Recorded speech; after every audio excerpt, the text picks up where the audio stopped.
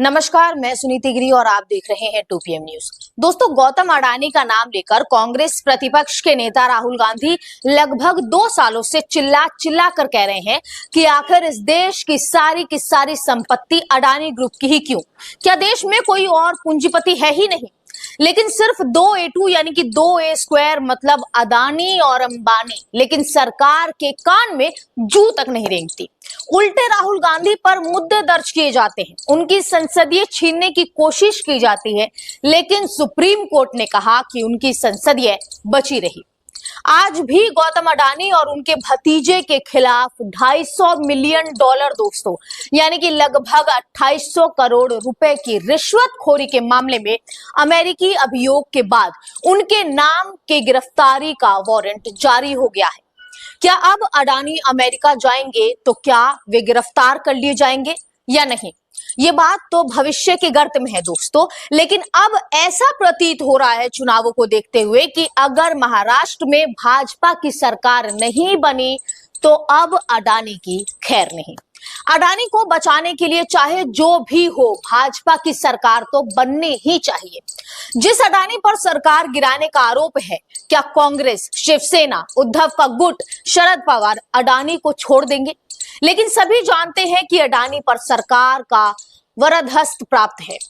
अडानी का नाम आते ही अडानी के प्रवक्ता नहीं बल्कि भाजपा के प्रवक्ता और मंत्रियों की जो तमाम दल है, अडानी को जो बचाने के लिए है, वो कूद पड़ते हैं। कहते हैं कि देश पर हमला है। तो दोस्तों, सवाल यह है कि क्या अडानी देश है? जिस अडानी ने देश को कोयला 6 गुना दामों में बेचा, बिजली के दामों में अधिक वृद्धि कर दी और अधिक वृद्धि देखने को भी मिली, लेकिन सैया भाई कोतवाल तो अब डर काहे का। जहां जहां भी दोस्तों हमारे प्रधानमंत्री जी गए, वहां वहां अडानी को बिजनेस मिला, लेकिन देश में सारे संपत्ति अडानी के नाम पर किए जा रहे हैं।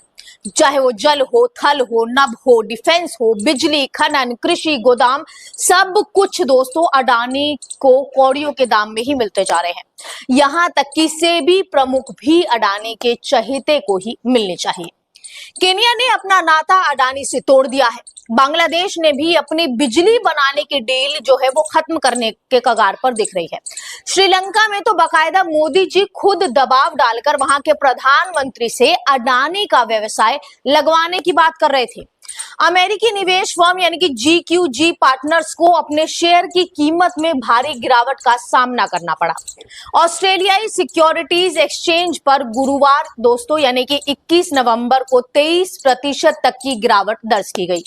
मनी कंट्रोल की रिपोर्ट के अनुसार GQG पार्टनर्स का जो स्टॉक है वो गिरकर 1.98 ऑस्ट्रेलियन डॉलर पर आ गया और अब एक दिन में 20% की गिरावट के साथ वो बंद हो गया। बात करते हैं ब्रुकलिन की। दोस्तों, ब्रुकलिन की एक संघीय अदालत में अटॉर्नी कार्यालय के आरोपों के आधार पर गौतम अडानी और उनके भतीजे सागर अडानी के साथ अडानी ग्रीन के साल 2020 से साल 2023 तक CEO रह चुके विनीत S जैन पर धोखाधड़ी की साजिश रचने के झूठे आरोप और भ्रामक बयानों के आधार पर अमेरिकी निवेशकों और वैश्विक वित्तीय संस्थानों से अरबों डॉलर धन प्राप्त करने की योजना को लेकर दोस्तों आपराधिक अभियोग जारी किया गया है।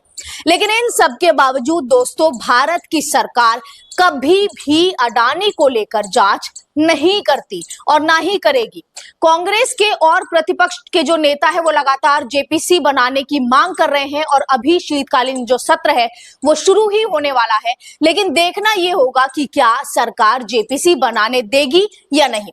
कारण कि इस बार प्रतिपक्ष मजबूत स्थिति में है या फिर संसद में बोलने पर राहुल गांधी के माइक को बंद कर दिया जाएगा या उनकी फिर किसी न किसी तरह से संसद की सदस्यता छीनने की कोशिश की जाएगी।